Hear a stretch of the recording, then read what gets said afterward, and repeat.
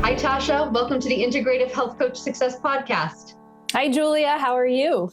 Well, thanks. We're excited to have you. And I think you have a little bit of information that we haven't brought to our listeners yet. So I'm really excited to dive in with you.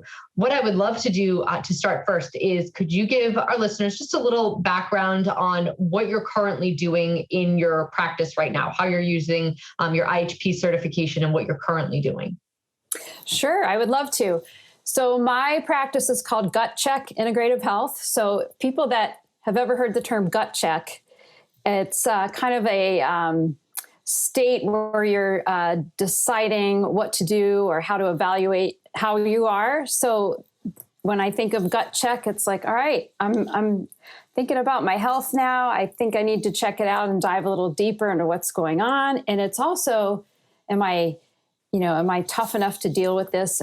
Do I have the passion to make changes? So obviously my focus is gut health. And the reason I started to do this as my focus is it was a natural progression of what I have experienced before I was an IHP. My daughter, I have a 22-year-old daughter who her whole life had various unexplained symptoms. She was a premature baby. Being premature, she probably was given a ton of antibiotics at the hospital in the NICU, which kind of set her up for some gut health issues. She had reflux as a baby, was given prescription antacids. She was constipated. It kind of like was a snowball effect. She had learning issues in school. She was given the diagnosis of ADHD. The funny thing is none of those medications that were prescribed to help with the ADHD symptoms, they never worked. Nothing worked. And I have a whole drawer full of medications for that. And nothing helped. So we'll go down a little further down the road. Once she hit middle school and puberty, it became more of mental health issues, anxiety, depression.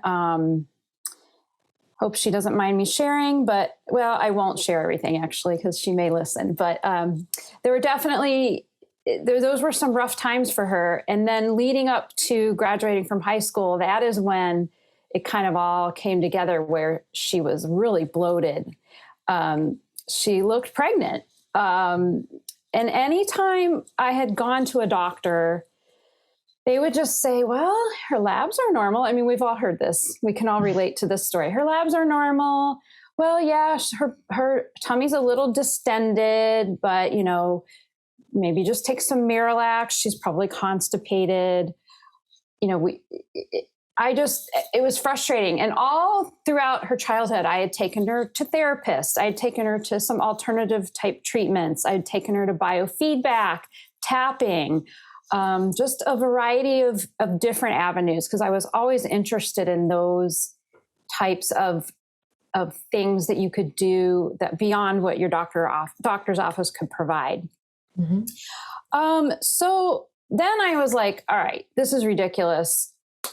No one's helping her. She feels terrible. She was craving sugar like crazy, just eating candy. She couldn't figure out why she was always sleepy in the afternoon. She was falling asleep in class. She just did not have the energy that a normal teenager has. And finally, I did take her to a functional medicine practice, and she did some labs there. And yes, she had SIBO. She had heavy metals. She had a little bit of things were off a little bit hormonally. And at that point, I was angry because I felt like I had given so much to try to help her throughout her life. And no one ever told me there were these alternative methods. And I'm the one that took her it was the Cleveland Clinic, because we live in Cleveland. But she was off to college in a couple months when we found all of this out. And actually she was going to be in Boston for college. And the Cleveland Clinic said, you know what, you probably should find somewhere else to have her go, because we can't, back then they just couldn't do any kind of remote treatment. It just wasn't going to work. So I went to Google. She had already started school at Berklee College of Music. And I Googled and I found naturopathic Dr. Cabral. I found him on Google, and I'm looking at his website. I'm like, wow, he looks so young. Like, I don't understand like what he does. Like, what is this wait list he has? Oh my goodness. I was like, well, I'm going to make an appointment. And I went to Boston. I flew to Boston, took my daughter into the office on Boylston, a tiny little place. Dr. Cabral was not there, but we met with Caitlin Graft, and Caitlin became her health coach. And I guess what impressed me the most was the way, we were treated, the way Caitlin was available to my daughter if she had issues with the protocol she was on, if she had questions, she would hear from Caitlin, her health coach, within 24 hours. That was not the way it was done at the Cleveland Clinic. That's just not what they do. They don't coach you. They give you your results. And then if you want to make a follow-up appointment in a few months, that's what you do. It's a little overwhelming. So anyway, it's just funny, because I was telling you earlier when we were off camera that I had a Facebook notification of something that had happened 3 years ago. It wasn't today, but it was actually last week. 3 years ago, last week, I had checked in. I was in Boston, and I was at a breakfast place, and actually had a picture of my breakfast, which was a huge plate full of eggs, some turkey bacon, some toast, and some avocado. And I was laughing because, wow, that's a fantastic breakfast. I don't eat that anymore, because now I'm an IHP, and I kind of know that that's maybe too much breakfast for me in the morning. But anyway, I'm kind of going off on a tangent here, but no, it's great. You're giving us a little backstory of my daughter. My daughter has changed in many ways in 3 years too. She's much more aware of her stress levels, as being probably one of the factors in the way her gut feels. She's been on the CBO protocol. She's done heavy metal detoxes. But the stress is a problem, and especially for kids in college, it's so hard. And if they've got gut-based issues, there's always a chance they can come back. But she's so good about being proactive for herself now. When she goes to a doctor's appointment, she has a list of questions, because she's like, Mom, I'm here at the doctor's office. I'm their customer, and I will expect them to answer my questions if I have any. And she said, I'm not going to just sit there and listen. Good for her. And you instilled that in her, likely, as your investigative nature. Yes, she advocates for herself, which is great. And she's always researching some different methods of taking care of a certain symptom she has, or of whatever is happening. She's like, she'll text me, do you think this certain herb would help with blah, blah, blah, blah, blah? And I'm like, yeah, I don't know. I'll have to investigate that for you. Yes. Yeah, that's such a great story, because we've heard a lot of stories about people who have done work on themselves, right? Their own pain to passion story. But I would actually argue the only thing more powerful than that is when you have to do it for a child, because that love is, forget it. You saw your child suffering, and like nothing was going to stop you at finding answers. And yeah, it can be so frustrating when you sit in front of doctor after doctor and there's not many answers. In a lot of cases, they're wonderful and they help. But when it comes to the gut specifically, unless it's a very specific infection, they don't have a lot to say. And it's so many of these underlying root causes that you were able to help her identify that are what essentially plague most of the symptoms that she was having. So it's such, I mean, yeah, I think it's a great story. And I'm so glad you shared it with everyone. Well, yeah, I think that there are so many parents out there that don't know what to do. And the more educated they are on what gut health is and what it isn't, can help them kind of take a look at what's happening in their own lives too. You know, as moms, we kind of neglect our own health and because we put everyone else first. And knowing that you have to take care of yourself before, kind of when you're on the airplane, you put your oxygen mask on before assisting others. You kind of have to do that too. And then that can trickle down to your kids. Absolutely. Yes. Yep. Because I think a household that's happy and healthy starts with a happy and healthy mom. That's for sure. Certainly dads play a role, but I think moms being the main figure as far as like nurture and all that's concerned, I think it's super important that mom's healthy. So I couldn't agree more.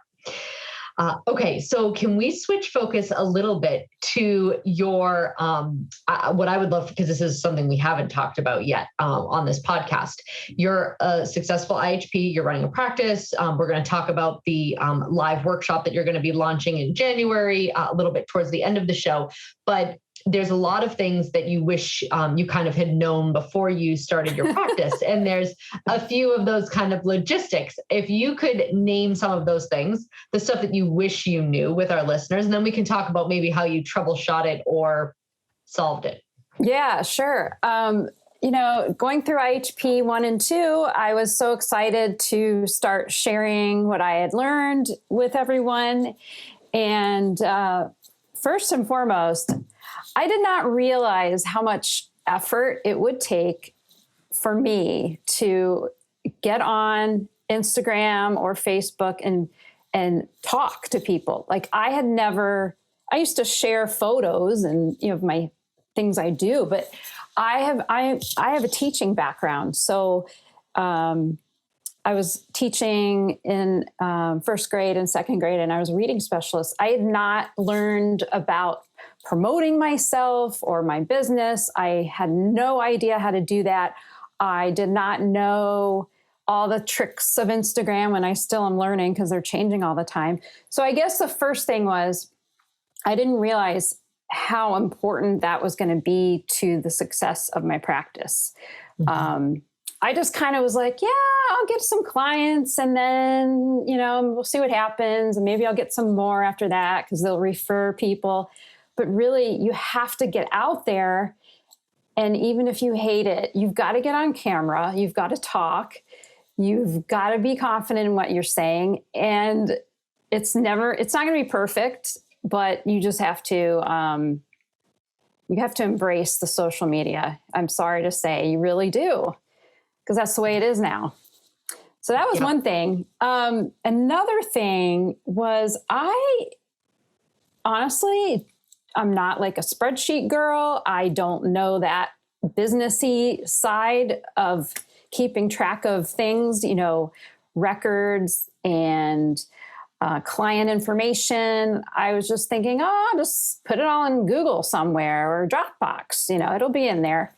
But really, I think I should have had some good templates to start out with to kind of keep track of my clients' information, maybe questions I've asked them during our coaching calls. You know, I was all paper and pen, which is great. I know Dr. Cabral was very adamant that paper and pen's a good thing, but then transferring that data into like a management system. So I'm using Practice Better right now. And that has really helped me just have everything in front of me. I've got my list of clients. I can input, let's say they're going to do the CBO protocol. I can make that in there for them. I can put the directions in there. I can put the PDF in there. I can put the sensitive gut guide PDF in there. It can all be in one place. So I just have to make sure the client accepts that as our communication tool. So I guess the information part, managing the information, managing the clients, managing our live conversations versus our email conversations, it's a lot. And so I think before you kind of get started, you may want to think about how you're going to manage all of that. And is it going to be on one place? Is it going to be in a couple places? For me, it was everywhere. Yeah. And I started to get a little burnt out trying to manage all of that. Yes. Yeah. Because when I think just like anything, whether it's our thoughts or the stuff that we have to do, when it's kind of all scattered, you feel like you have to pull in a million different directions and then it feels overwhelming versus if you just have to pull on 2 tags to get everything that you need into one place. And I think some of the business strategy stuff that Dr. Cabral is, more recently talking about is going to help with, all of that in the coming time. But yeah, I think a lot of people, because most people who enter IHP have this burning passion, right? It's kind of this reflex to just want to be able to like get out and share everything that you now know. Like there's so many people that need to hear it. And yes, that's like an important piece, but then there is the strategy of the business part of it, keeping track of what you need to know, where your client information is, all of that. And so I think that's, it's such an important piece to kind of recognize and give IHPs a heads up on, before they go ahead and launch a practice. Had you already started practicing and then you realized once you were getting rolling? I did. I was like, okay, I'm going to make my own website. That was kind of a long process. I didn't have the funds to hire someone to do that. And then when I got my first few clients, I was like, okay, great. I've got a file folder on them and I had my handwritten notes. And then I would forget to input those notes into a document, or I'd forget which call are we on? Are we on our 4th call in our coaching package, or are we on our 3rd? I just, and I'm a pretty organized person, and it just was baffling to me, like how much I had to keep track of for each individual person. Yes. And as you start to grow your business, as your business starts to scale, now you have more people to keep track of, right? And it's when you have maybe 5 clients, you can do the whole, file and a few pieces of paper and your pen and you're good. But once you start to get more, then you get more confused as to like, wait, who did I talk to last week? Like you said, the more information you have, the more systematized it needs to be. Yeah, totally. Yeah. So yes. Definitely you need some systems. Okay. And I think it's hard. I think, I've asked questions in our IHP groups on Facebook, which has been really helpful, as to, well, how are you accepting payments? Some people are using Stripe or a Squarespace, or some people are like, hey, I'm just old fashioned like Venmo. And, it just depends on what you're comfortable with. There's that. And there's the whole, are you going to email directly with your client? Are you going to use a platform that's secure? We have, different people want different things. Yes. Yeah. And I think sometimes too, it can depend on the clientele, right? There's a lot of people that just start working with family members and friends first. And that is when maybe like the email and the pen and the paperwork. And then as you start to move into clients that you don't necessarily know and that do want their information protected, all of that, it kind of takes it on its own turns as you work through the process. I was going to say another thing is boundaries. I know people talk about that a lot. So yes. A lot of people I work with are local to me and they have my cell number and they're comfortable shooting me a text. And I'm comfortable with that too. But I just have to remember what they texted me about and then make sure I have that inputted somewhere. If they have a quick question, I don't mind answering them, but I've got to remember who I talked to, what question they asked. Because I've gotten caught before where someone's like, well, didn't we talk about this already? Didn't you tell me blah, blah, blah. And I'm like, ooh, gosh, yeah, maybe I did. I just, my fault, sorry. I got them confused with a different client, it just. Yes, because when you have correspondences and email and text and, maybe a portal, you're right. Like it gets all scattered, and having it in text message, if you don't have that information in front of you when you meet with the client, if you tell them to use magnesium, you might not think, well, how'd the magnesium work if it's not in your, current write-up that you're looking at? So I use the word boundaries, I think, just because I guess boundary for me is I've got to maybe, in the future, just say, hey, we're only going to communicate through this platform. That might be the way for me to stay a little more organized. It just, yes, I don't know. Boundaries can lead to organization. If you're keeping a communication boundary, you're able to then organize the communication better. And while you're happy to assist in whatever information they're needing, it needs to be done in a way that you can then keep track of it, which is completely reasonable. We all tend to, I think, use, Messenger in our phones. It's just easier, right, than logging into a portal. But it really does allow us to keep things so much more systematized. Even, Equalife, we didn't have the portal that we're using now a few years ago. And so you did have to go back in your email chain and kind of look at things and be like, oh, okay, that's right. 2 months ago, we talked about this versus, now it's kind of all charted and in a, portal that's easy to understand.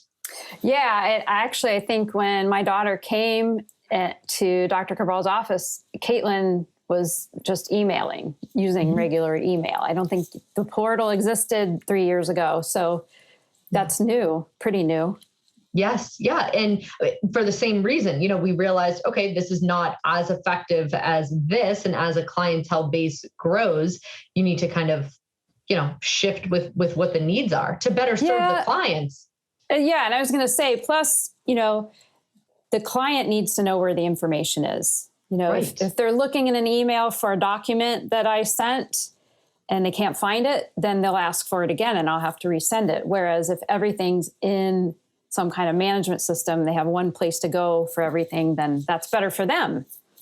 Exactly. Yes. Yeah. It's usually boundaries and that organization work for both the client and the practitioner, because yes, where you're sending things, that they know where to find them, and you're able to kind of all be on the same page versus, being scattered through text and email and all of that. I totally agree. And you won't get the there could be the one client says, well, you didn't send me that. And well, yeah, actually I did, but here it is again. You would never say that to someone, but you would say, oh, I'm sorry, here it is for you. But if it's all in one system, then where it is and they know how to access it. Yes. Yep. Absolutely.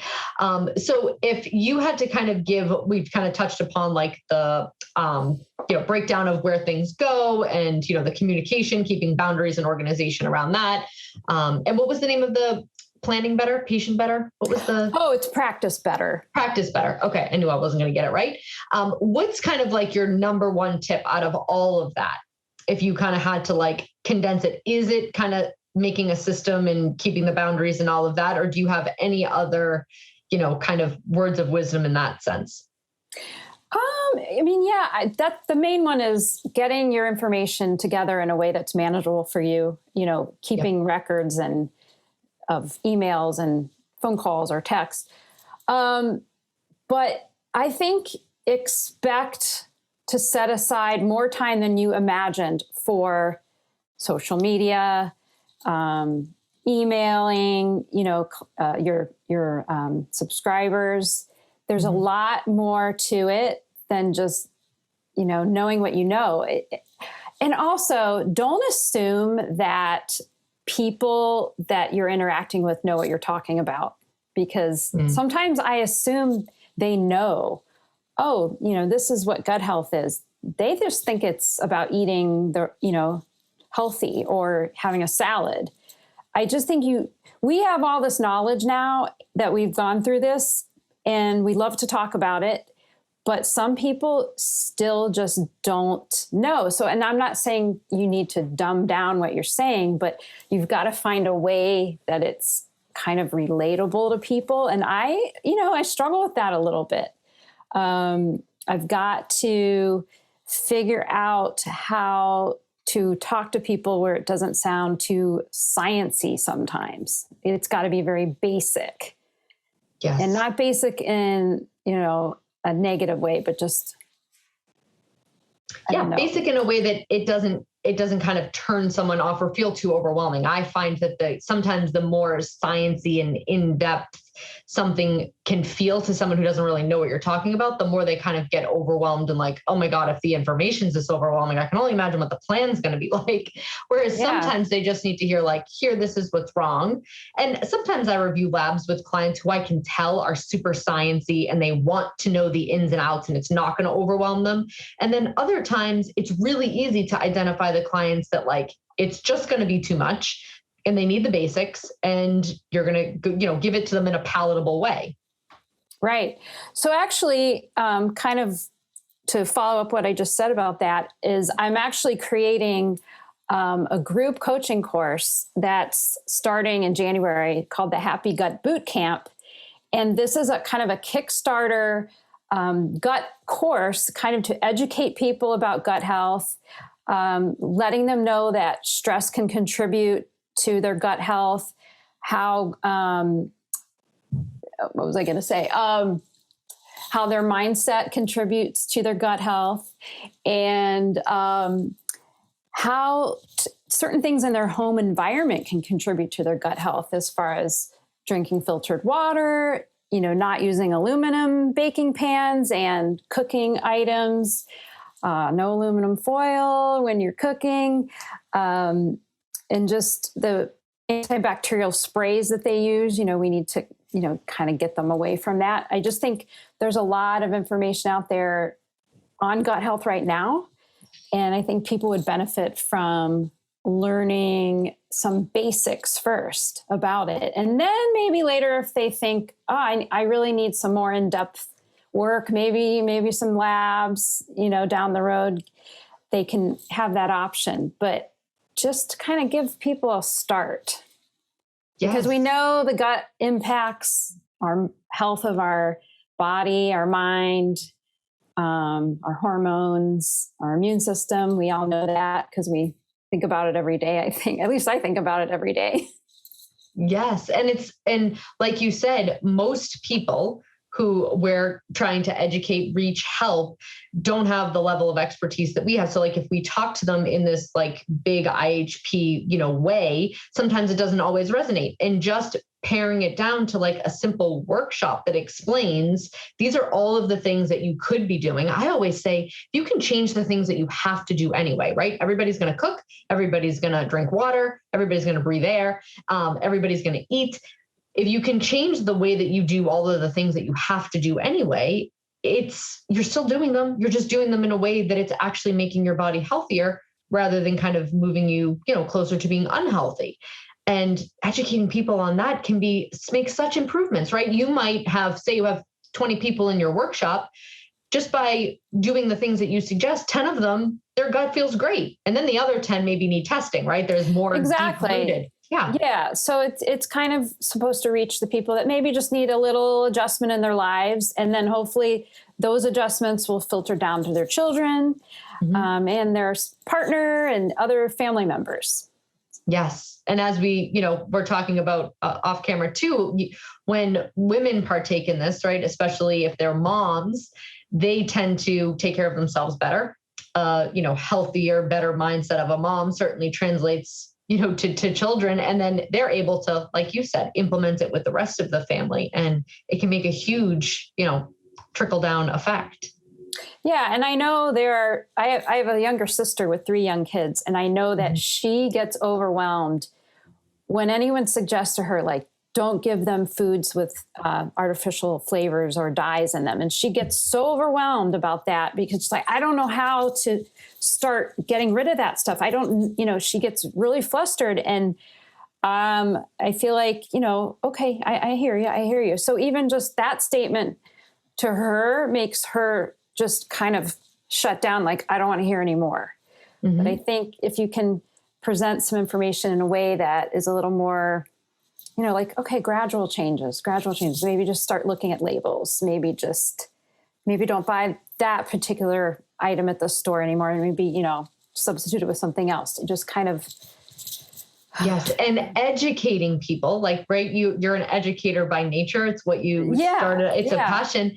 And sometimes people hear like, don't give them artificial flavors and don't give them dyes.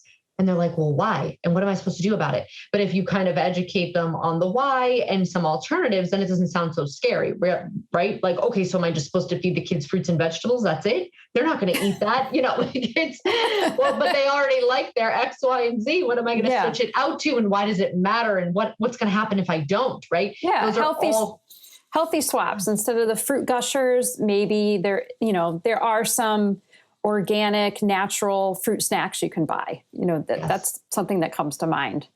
So if the kids like their fruit snacks, you can find something else, just one thing at a time. Yeah, absolutely. And nobody has to be a purist to see, significant changes with just making some adjustments. It doesn't have to be like all of a sudden you go from nothing to everything. Like you said, just little changes. Yeah. Yeah. That's great. So yeah, go ahead. No, go ahead. I was going to ask you, so where, if people like the live thing is something that people are, interested, are you going to share it on your social media? Let's talk a little bit about your social media handle. Where can people find you there, or your website? Yeah, on Instagram, I am, what's my handle now? I got to think. @GutCheck_Integrative Health.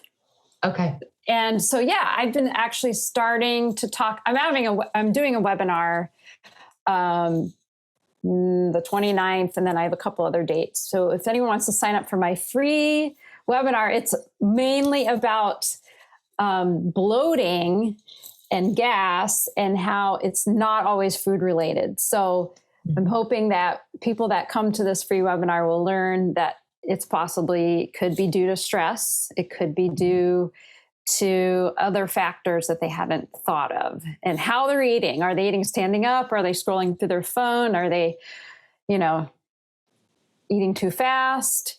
Those simple things that they haven't thought of yet. And maybe, so maybe they don't have, you are already assume like, oh my gosh, they probably have a bacteria overgrowth or a fungal overgrowth. Well, maybe not. Maybe they don't. Right. So those simple tips on my webinar, but then I have a 7-week group coaching course in January that goes a little bit deeper into those topics. And like we said before, talking about your mindset, talking about, I'm going to have them actually use the Healthy Gut Guide to have just a nice choice of foods for them to kind of follow, a low inflammatory. We'll talk about how to not be afraid to go, eat out and make some good choices at the restaurants, what to look for when you're choosing something from the menu. And don't be afraid to ask, can you just, not season that fish, maybe bake it, plain, you can always ask for olive oil and lemon juice on the side. I think people are afraid to ask for that kind of thing. And we'll talk again, about making healthy swaps and what to look for at the grocery store. Because again, I assume everyone knows this, but maybe they don't. Right. Yeah. We can get so immersed in our little IHP world, right? And it becomes second nature to you that you can forget how just some of the stuff that you think everybody should know doesn't know. I think every time I drive through a drive-through and I see a line of cars, I'm like, oh, right. People still go to McDonald's? Wow. Okay. There's so many people that still need to simply be educated. I don't believe that everybody in that line is conscious of necessarily the choices that they're about to make or the food that they're about to put in their body or how it affects them. Some people quite literally just don't know, because if they go to the doctor and they're overweight and they feel terrible, the doctor's not telling them that it has anything to do with the food that they're eating. They're telling them that it's something else. So they put their mind on that something else. And so it really is about education for sure. So we all want a happy gut. So the name of the course is the Happy Gut Boot Camp. Oh, great. I love that. Yeah. That's great. Good. And what about your website? If you share that with our my listeners. Website is gutcheckhealth.net. And that's a funny thing. I think I'm the only .net IHP. I was looking online the other day at all the IHPs. I'm like, I don't know why I chose that, but well, it makes you special. Yeah, I'm special. It's gutcheckhealth.net.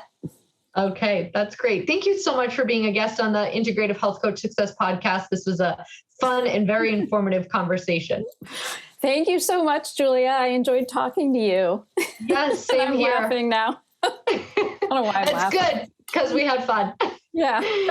Thanks so much, and we'll be in touch soon. Okay. Okay. Great. Bye. Bye.